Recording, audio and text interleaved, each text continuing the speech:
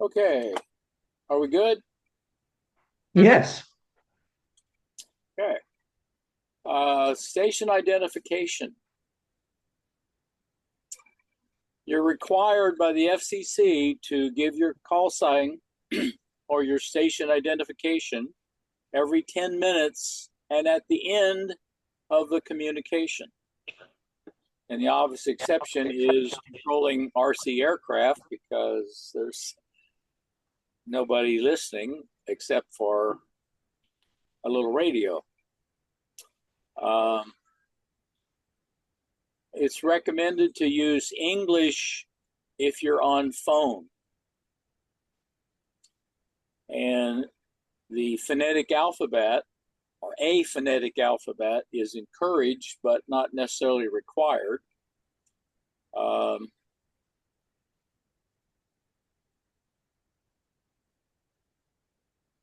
Trying to remember why I stuck CW voice in there, but you can do your call sign in CW or in voice. Most people, if they're doing phone operations, give their call sign in uh, phonetic alphabet or just English.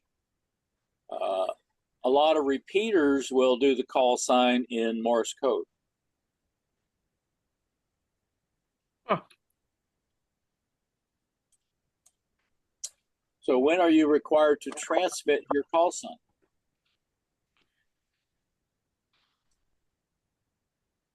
Delta. Delta. Now, the interesting thing about that is you're not required to give your call sign at the beginning, but in order to make a contact, you kind of have to give your call sign. So I guess that's why it's not required because you have to do it anyway. Right. When may an amateur station transmit without identifying on the air? Uh, Delta. Delta.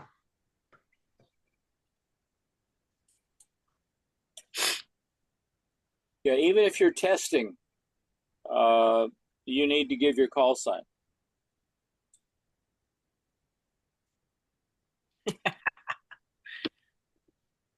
What language may you use for identification when operating in a phone subband? Charlie. Well, it says, I think alpha, but they recommend English. Right. Because it says may, it doesn't Oh, say English. So English. must, shall. What So it's method of you may call not sign? use you wait. So they recommend English, but you Right. may use anything. What language may you use for identification when operating in a phone subband? Uh, Recommended English, but any right. language. You could use, well, Well, it's the uh, universal language, so that's why they say. I I hear a It's lot of it's the may part. I hear a It's lot of Spanish. Yeah, gonna hear a lot more. well, English is easy for me, so Hmm. but I thought any language would be permitted, but they recommend English because that's when people would recognize it because it's so But see, the widespread. key there is the may word, which means it's not required that you use English. It's just preferred because Well, that's may kind means of you may use anything, but we'd like you to well, use English. right. Anyway, quibbling, English is Okay. preferred. What method of call sign identification is required for a station transmitting phone signals? I would say Bravo. Bravo. Right. What do the FCC rules state regarding the use of a phonetic alphabet for station identification in the amateur radio service?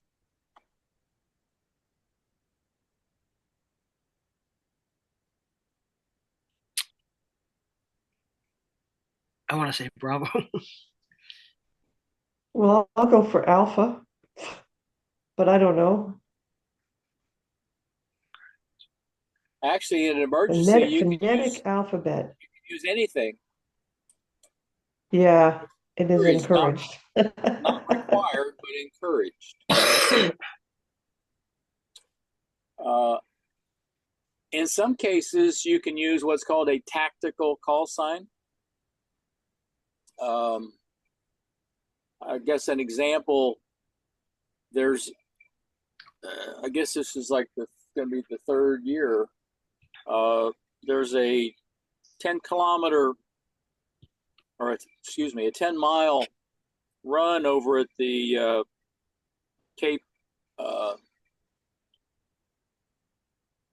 Space Station, or whatever, Space Force Base now. Uh-huh. And we usually support that as a club, and have people at each of the watering stations to keep track of when runners are showing up, somebody's got a problem, and we'll use these tactical call signs like Station Delta, Station Alpha, as opposed to your call sign. But you still need to do your call sign at least every 10 minutes or at the end.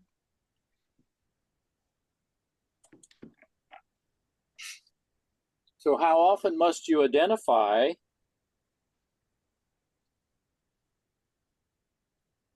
using your FCC assigned call sign when using tactical call signs such as race headquarters? Still say Charlie. Yep, Charlie. Oh.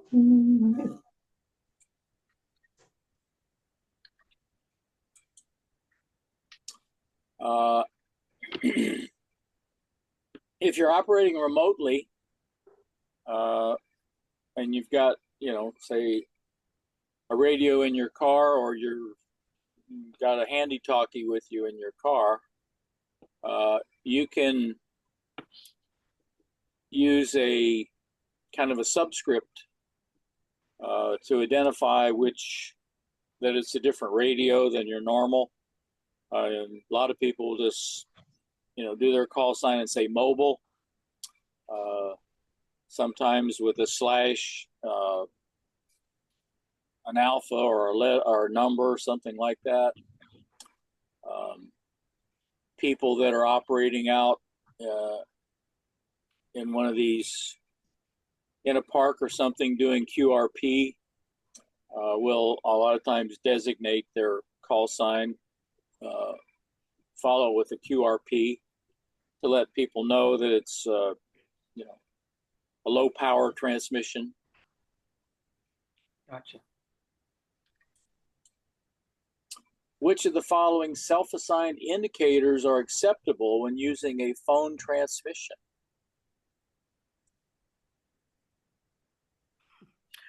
What's the difference between slant and slash? And stroke. Different term, just different, none. So delta. Yeah. Well, stroke is kind of the British term. Okay. I think they're all essentially the same. Yeah, especially if you're playing Ninja. What is it called? Ninja Foosh slash slant. Okay. Okay. Third party communications. So what you're doing is allowing someone to communicate who's not the station licensee and not the control operator. So the control operator must be in control if you're doing a third party. So you have somebody Doing it for someone. and you're either passing a message for them to another control operator, or in a lot of cases, you're letting somebody else talk, but you are the one that's controlling the radio. And if it's with a foreign station, then it's got to be one of the countries that has a third-party agreement that I guess is listed with the ITU.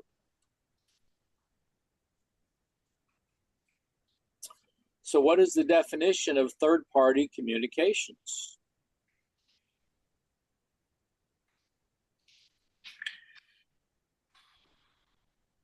Alpha. Yeah, alpha. Very good. Which of the following restrictions apply when a non-licensed person is allowed to speak to a foreign station under the control of a licensed amateur operator? Bravo. Yep. Okay. FCC inspection. Very unlikely, Mhm. because I understand there's only 3 FCC field offices in the country. But technically, they can do it anytime upon request. They don't show up without informing you that they're coming. And if they do show up, they will need to see your station license, your operator license, and your exposure calculations or measurements. And we'll talk more about those when we talk about safety. So when must the station and its records be available for FCC inspection? Whenever they ask. Bravo.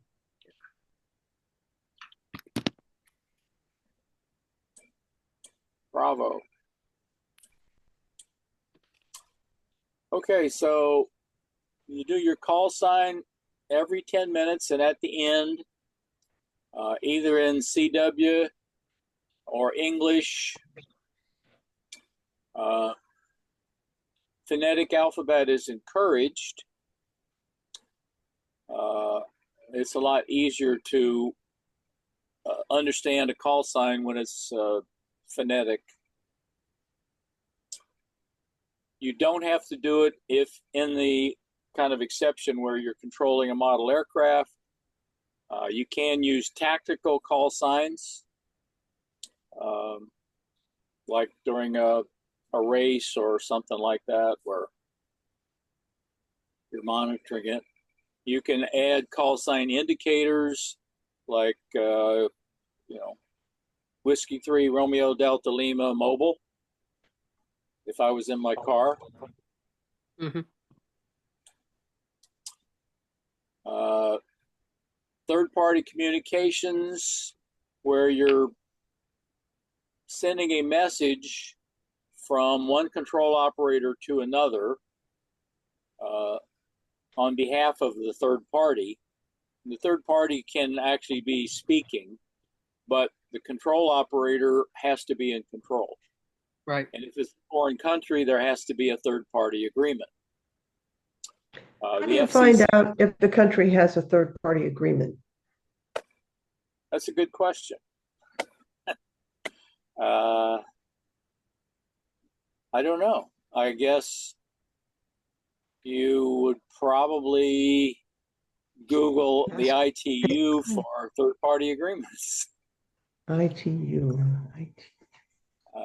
It's never come up, but It's still a good question. and the FCC. Well, I'm thinking, given the stuff that's happening in the Caribbean right now, and even in the Pacific with Venezuela and all that, you could get in trouble if you started having amateur radio communications with Venezuela. Possibly, especially if they were on the list of don't communicate. Which is the other part. Oh, that would be the ITU. Right. So, yeah, okay. And I assume this would be ITU also, since we're dealing with a foreign country. Yeah. Because ITU is the International Radio Organization. And that the FCC technically can request a review of your station at any time. The end. That's the end of rules and regulations. Hey.